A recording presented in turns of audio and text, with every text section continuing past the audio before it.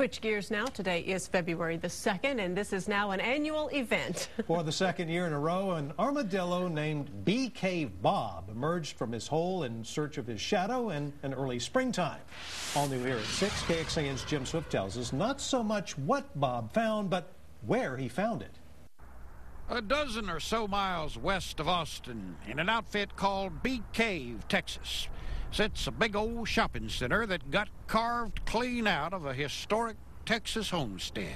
Jim, we're sitting on the original old hill country homestead that was founded by the Spillman family, Edward Spillman, in 1871. In the 1940s, Terry Boothe's Aunt Nellie got a hold of the property, and when she passed away a few years back, Boothe inherited it. It's been my second home since I was just a child, an infant. So when the shopping center developers came knocking, Boothe was devastated at first. After it was done, it's taken so much notice of the juxtaposition of the old and the new, it almost accentuated the historic nature of the place. It's a Texas thing.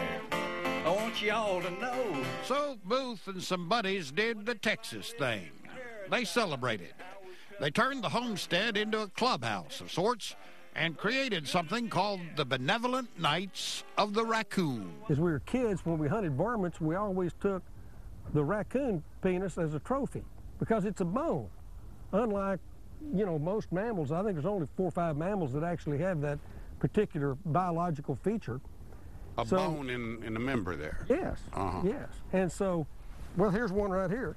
And true to their name, the Knights don't have a mean bone in their bodies.